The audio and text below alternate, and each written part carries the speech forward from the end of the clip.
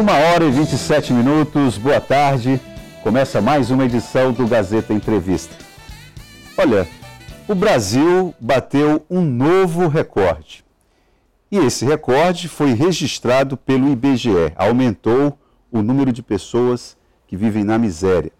Já são em todo o país 13 milhões e meio de pessoas, de brasileiros miseráveis.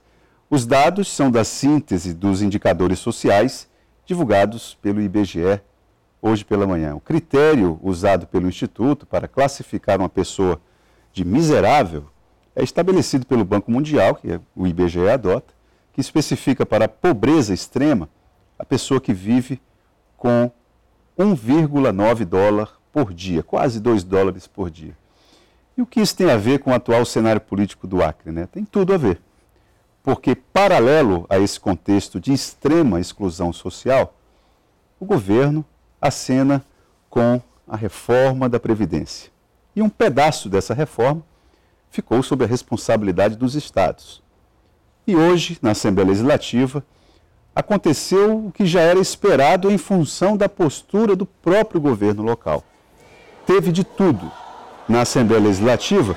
Vou pedir para a produção do programa colocar uma parte do que aconteceu hoje, antes de eu começar a conversa aqui com o professor Rubiclés, da Universidade Federal do Acre. Por gentileza, vamos ver como é que foi o cenário na nossa Assembleia Legislativa. Aí são sindicalistas que estão tentando entrar no Salão Azul da Assembleia Legislativa e estão sendo impedidos pelos agentes parlamentares. Isso aí são todos os seguranças da Assembleia Legislativa, a imprensa cobrindo, tentando fazer o trabalho aí da maneira como é possível. Agora, é claro que num ambiente como esse, você tem líderes sindicais, você tem representantes de partidos políticos, você tem trabalhadores, servidores públicos, todas as pessoas.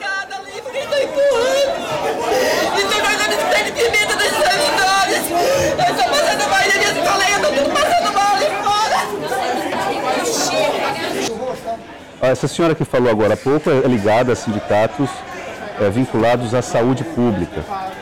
Aliás, diga-se de passagem, sindicatos cujos trabalhadores apoiaram quase que em massa a eleição do atual governador Gladson Cameli. Estamos vendo ali a presidente do Sinteac, a Rosana. Bom, o cenário é esse. Eu agradeço a produção aí, já pode tirar, produção, por gentileza. Quem está conosco aqui nos estúdios da TV Gazeta é o professor Rubiclés Gomes da Silva, professor da Universidade Federal do Acre. Obrigado, professor Rubiclés, por mais uma vez estar aqui conosco. Queria que o senhor nos ajudasse a entender esse cenário. Eu acabei iniciando o programa falando a respeito da exclusão social, do aumento do número de miseráveis. Paralelo a isso, nós temos um contexto reformista em toda a estrutura pública.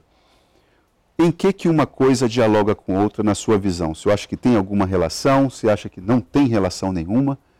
E por que nós chegamos a esse contexto que nós acabamos de mostrar aqui na nossa Assembleia? Então, boa tarde, tá? Boa tarde a você, telespectador que nos assiste.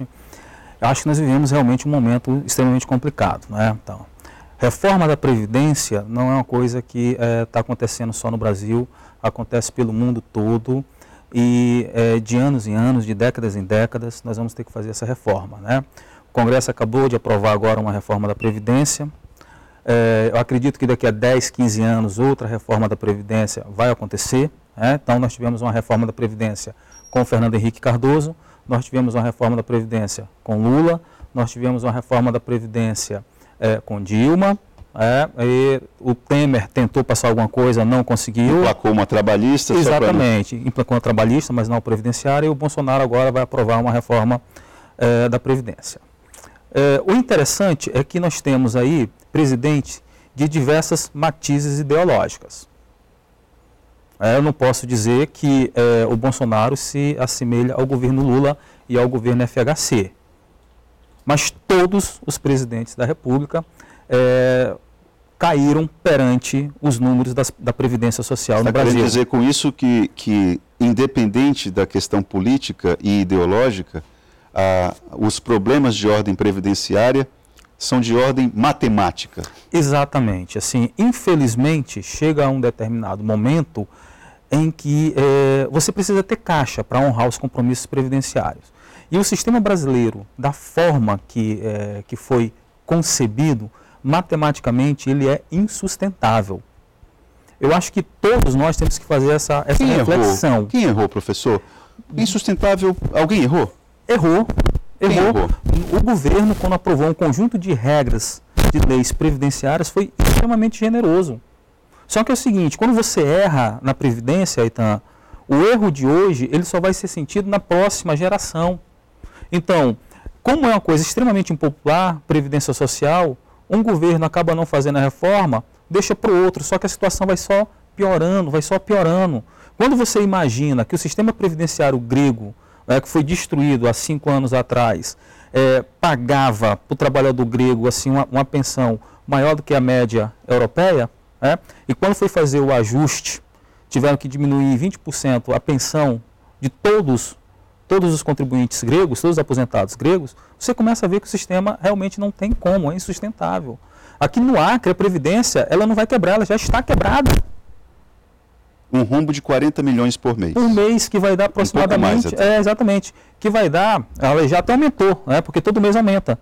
Então, nós vamos chegar ao final do ano com um déficit na Previdência de aproximadamente 600 milhões de reais. Esse dinheiro que sai da Previdência é custeado pelo Estado. Você está tirando da onde?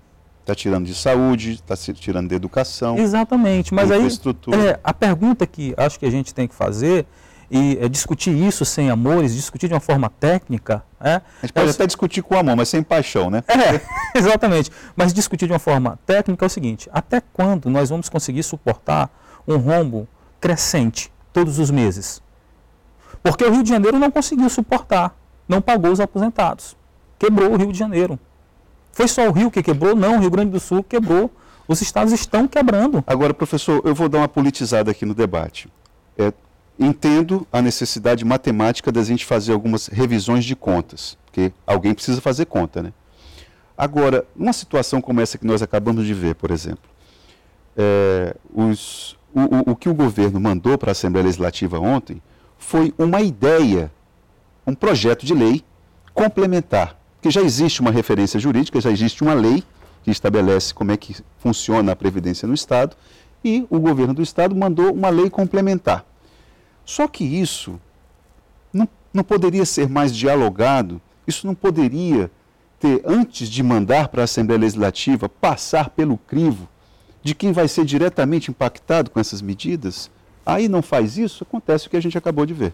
Olha, Itan, você está corretíssimo. Eu acho que isso é um amadorismo do governo. Eu acho que essa proposta ela poderia ter sido conversada. Vamos chamar aqui os servidores públicos, vamos chamar aqui a universidade, vamos chamar aqui a OAB, vamos todos conversar. Porque qual é o grande objetivo disso? Melhorar o sistema previdenciário acreano. E dar sustentabilidade. Exatamente. Né? Ninguém quer o pior. Ninguém quer o pior.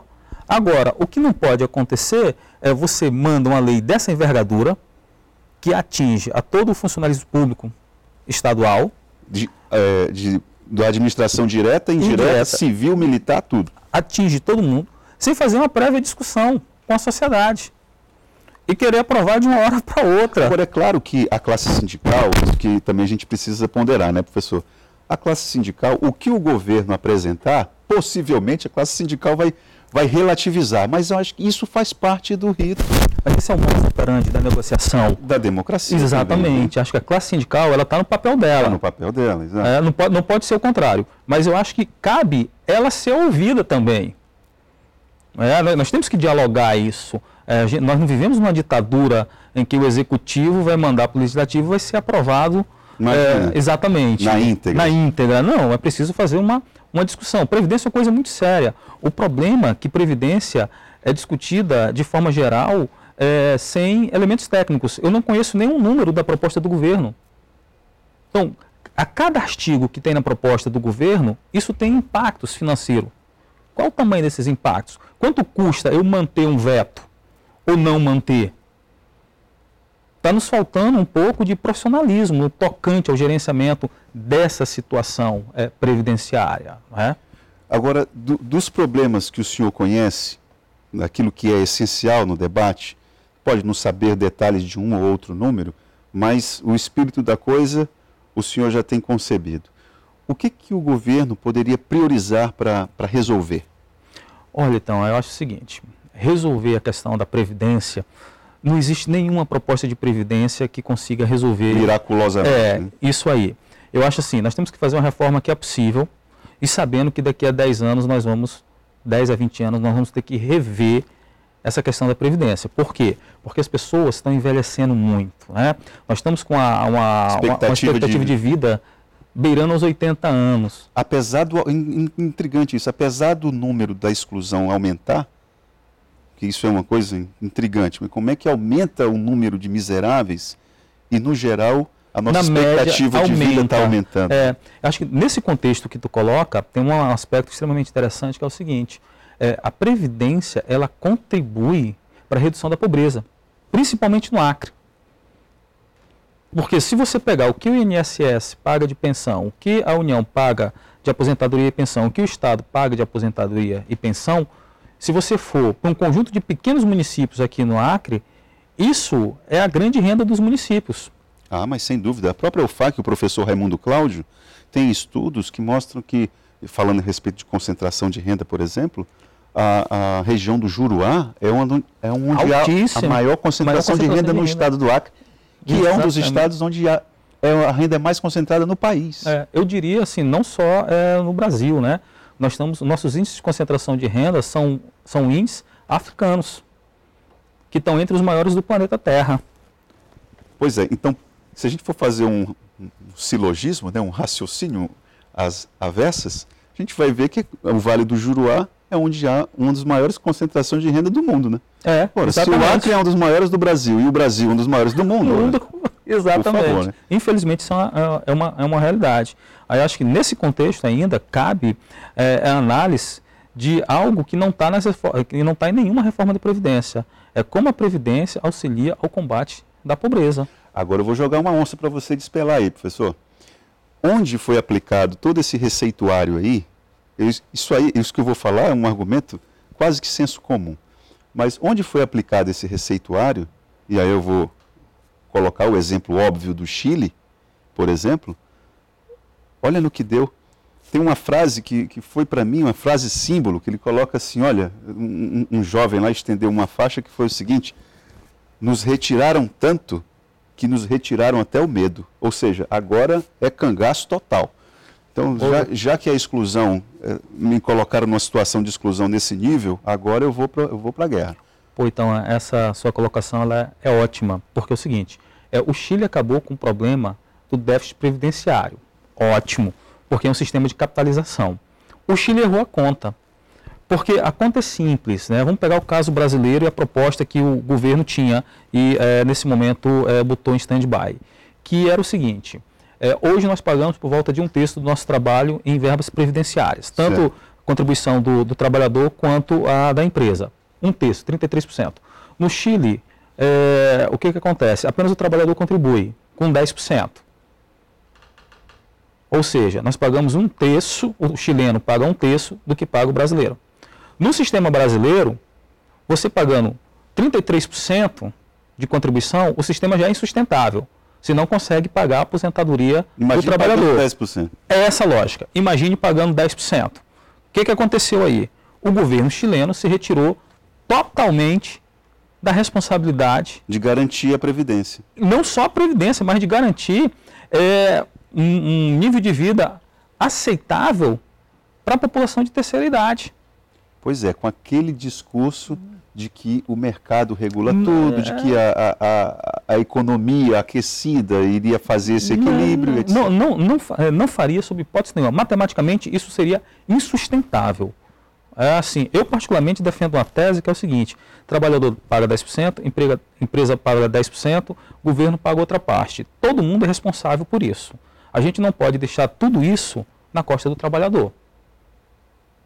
Eu estou me admirando do senhor estar falando esse tipo de coisa aqui. Eu que lhe conheço, que o senhor tem uma veiazinha meio liberal, eu estou admirado. Mas a gente tem que pensar nas gerações futuras. Essa é a grande questão. Porque assim, se a gente implementa um sistema desse chileno, que vai resolver o problema do Estado, resolve o problema de déficit, mas não vai resolver o seu problema, o meu problema, o problema de você que está assistindo isso, a longo prazo, quando você estiver aposentado. Você tapa um buraco e destapa vários outros. Você resolve o problema das contas públicas. Mas, em contrapartida, aquele indivíduo, quando for se aposentar com 65 ou 70 anos, provavelmente ele vai ganhar bem menos do que o salário mínimo. E o camarada já com o corpo já desgastado, a velhice chegando. Exatamente. Como é que isso se equaciona, né? E o Brasil, a perspectiva que o senhor tem visto? Porque essa confusão que nós mostramos ainda há pouco na ALEAC, isso aí certamente vai se disseminar pelos estados. Vai. Como é que perspectiva que o senhor vê? O nosso tempo já está esgotando, temos menos de 1 minuto para poder falar. Acho que a perspectiva no Brasil é o seguinte, a reforma vai ser aprovada, vai. Mas acredite, você que está entrando no mercado agora, você vai pegar uma nova reforma da Previdência. Eu acredito que pelo menos mais 2 ou 3 reformas da Previdência para quem tem 18 anos. Quem tem 18 anos hoje vai pegar mais umas 2 reformas? 2 reformas da Previdência. Da forma que é estruturada a Previdência no Brasil, ela não é sustentável. E aí eu não falo só pelo Executivo, não. Legislativo, Judiciário e militares. Você tem receio de afirmar que quem tem 18 anos hoje não vai mais se aposentar? Você, como acadêmico, fica meio reticente em fazer essa afirmação. Não, eu acho o seguinte, eu acho que muitos vão se aposentar, mas se eu tivesse 18 anos hoje, eu estaria fazendo a minha previdência privada, colocando aí R$50 por mês em algum tipo de aplicação financeira, porque... É o mais prudente. Eu acho que é o mais prudente. R$50 é o que você gasta no final de semana tomando uma cerveja e comendo uma pizza. Pense no futuro, porque enquanto você tem 18 anos de idade, você não tem nem dor na unha, mas com 70 anos a situação mude. Acredite, o Itan já teve 18 anos, eu já tive 18 anos, né? E o tempo passa para todo mundo. Professor, queria agradecer a sua contribuição. Acho que a gente não ficou pontualmente falando a respeito desses problemas do rame-rame da política local, mas a gente tentou, se esforçou para falar a respeito do espírito da coisa. Acho que isso é que vale a pena também. Obrigado mesmo. Muito obrigado. Então, acho que Previdência é uma coisa que a gente precisa discutir muito. Não, certamente. A CIS vai estar aqui do Acre Previdência. Acho que a gente vai melhorar a qualidade ainda mais do nosso debate. Nós voltamos logo após o intervalo.